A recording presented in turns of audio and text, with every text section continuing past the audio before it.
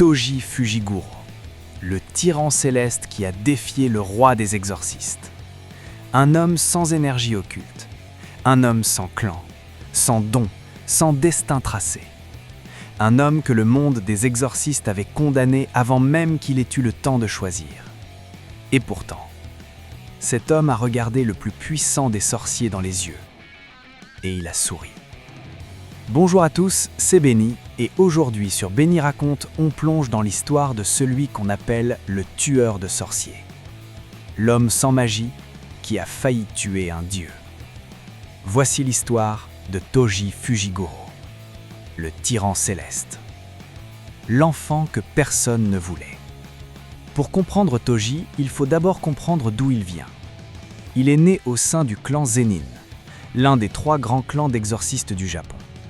Un nom qui impose le respect, une lignée qui exige la puissance. Dans ce monde-là, tout repose sur une seule chose, l'énergie occulte. C'est elle qui définit ta valeur, ta place, ton droit d'exister. Toji n'en avait aucune. Pas la moindre étincelle, pas le moindre signe, rien. Dans un univers où même les enfants les plus ordinaires perçoivent les fléaux, Toji était un vide, une anomalie, une honte pour sa famille. Alors ils ne le traitèrent pas comme un enfant, ils le traitèrent comme un problème. Les humiliations furent constantes, les coups réguliers, la cruauté systématique. Et un jour, pour voir s'il méritait encore de respirer, ils le jetèrent dans une fosse remplie de fléaux. Ce n'était pas un entraînement, c'était une exécution déguisée. Mais Toji ne mourut pas. Il se battit, avec ses mains, avec ses dents, avec cette rage froide qui couvait en lui depuis sa naissance. Et quand il ressortit de cette fosse, quelque chose avait changé. Pas en lui, en sa façon de voir le monde. La cicatrice sur ses lèvres est le seul souvenir qu'il ait gardé de son enfance. La preuve qu'on avait essayé de le briser et qu'on avait échoué. Ce que le clan Zenin n'avait pas compris, c'est que l'absence d'énergie occulte n'était pas une faiblesse, c'était une liberté. Sans énergie occulte, Toji était invisible au sens des sorciers. Indétectable. Comme un fantôme dans un monde de lumière.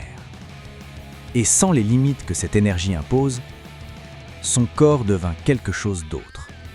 Ses muscles se développèrent au-delà du possible. Sa vitesse dépassa la perception humaine. Ses réflexes dépassaient ceux de n'importe quel exorciste. Il ne devint pas un sorcier, il devint leur prédateur. Et un jour, sans un mot, sans un regard en arrière, il quitta le clan Zenin. Parce qu'il n'avait jamais eu de foyer là-bas, seulement une cage. Toji traversa les années suivantes comme une lame. Mercenaire, tueur, fantôme. Il acceptait les contrats que personne d'autre n'osait toucher. Il pénétrait là où les sorciers ne pouvaient pas entrer. Il frappait avant qu'on puisse réagir. Et il disparaissait sans laisser de traces. C'était une vie. Pas une belle vie, mais une vie. Puis il rencontra une femme. Elle n'était pas exorciste. Elle n'avait aucun pouvoir, aucune technique, aucun clan derrière elle. Elle était simplement elle. Et pour une raison que Toji n'aurait pas su expliquer, elle ne voyait pas un monstre quand elle le regardait. Elle voyait un homme. Pour la première fois de son existence, Toji existait vraiment. Il y eut un foyer, des rires, des matins qui avaient un sens. Et puis un enfant, Megumi. On ne sait pas exactement ce que Toji ressentit le jour où son fils naquit. Lui-même n'aurait probablement pas trouvé les mots. Mais quelque chose se passa en lui. Quelque chose de silencieux et d'immense.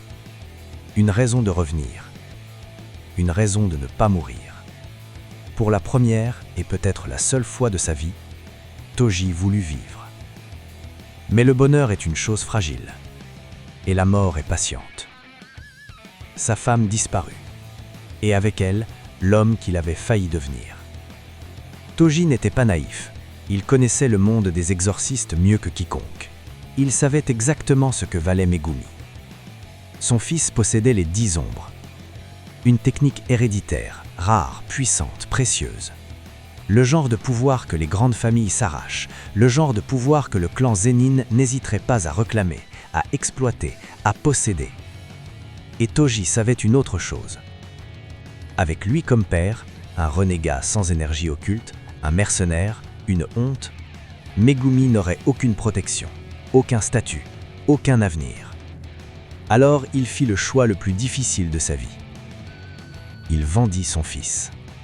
Pas par cruauté, pas par indifférence, mais parce que c'était la seule façon qu'il connaissait d'aimer. En s'effaçant, en disparaissant, en s'assurant que Megumi aurait quelque chose que lui n'avait jamais eu. Une chance. Il prit l'argent. Il s'en alla.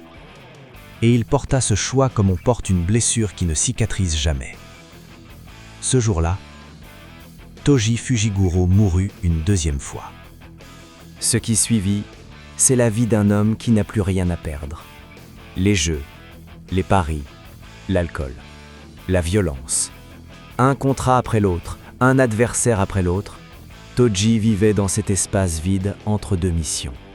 Là où les souvenirs ne peuvent pas vous atteindre si vous bougez assez vite.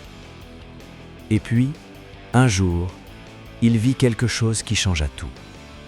Un enfant, un adolescent en réalité, avec des yeux d'un bleu presque irréel, des yeux qui voyaient tout, des yeux qui portaient le poids de quelque chose d'infini. Les 6 yeux. Satoru Gojo. Le monde entier savait ce que ça signifiait. Avec les 6 yeux et le Mukagen Musho, l'infinité illimitée, Gojo était considéré comme le plus puissant des sorciers vivants.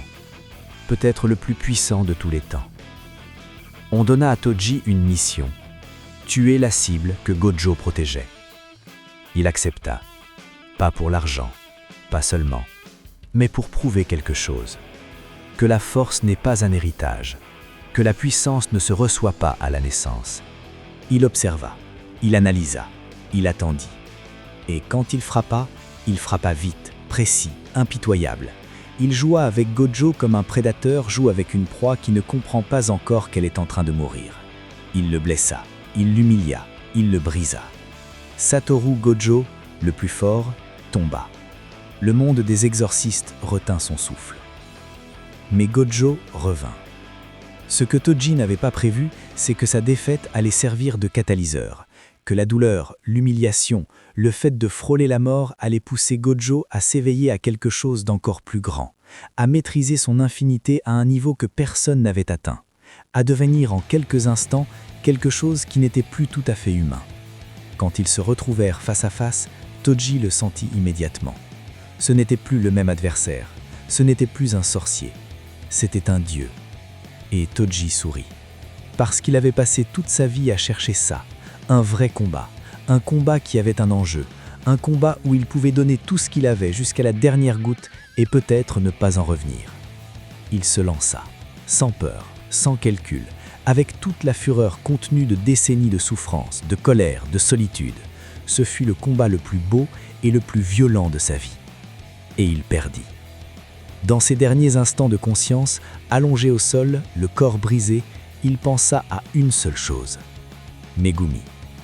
Pas à sa défaite, pas à sa vie gâchée, pas à ses regrets, seulement à son fils, et à l'espoir silencieux et têtu que quelque part cet enfant était en sécurité. Des années plus tard, à Shibuya, pendant l'une des nuits les plus sombres de l'histoire des exorcistes, un corps se releva, ressuscité par une technique dont il ignorait tout, transformé en arme, un cadavre animé d'une volonté étrangère. Toji revint sans mémoire, sans âme, sans conscience. Il n'était plus un homme. Il était une force brute, une catastrophe en marche, tuant tout ce qui se trouvait dans son chemin avec l'efficacité froide d'une machine. Puis, il vit un jeune garçon. Un garçon avec les yeux de sa mère. Un garçon qui invoquait des ombres avec une maîtrise qui dépassait son âge. Un garçon qui se battait avec cette rage tranquille que Toji connaissait si bien parce qu'il l'avait porté lui-même toute sa vie. Son corps s'arrêta. Quelque chose dans la chair et dans les os, dans ce qui restait d'humanité sous le cadavre ressuscité, reconnut ce qu'il avait devant lui. Son fils. En un instant, tout revint. La femme qu'il avait aimée, l'enfant qu'il avait abandonné, le choix qu'il portait depuis des années comme une pierre au fond de la poitrine. Il posa une seule question.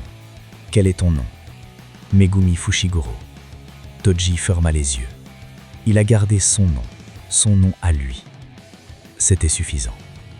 D'un geste, Toji se donna la mort, pour que son fils survive, pour que la chose qu'il était devenu ne puisse pas lui faire de mal, pour faire une dernière fois ce que lui seul savait faire pour cet enfant. S'effacer. Toji Fushiguro n'était pas un héros. Il était un assassin, un mercenaire, un homme qui avait fait des choix terribles et qui portait les conséquences dans chaque cicatrice, dans chaque regard vide, dans chaque nuit sans dormir. Mais il était aussi quelque chose d'autre. Il était la preuve que le destin se défie, que la valeur d'un homme ne se mesure pas au don qu'on lui a donné à la naissance, mais à ce qu'il fait avec ce qu'il a. Qu'on peut venir de nulle part, être rejeté par tout le monde, perdre tout ce qu'on aime et quand même se battre, quand même choisir.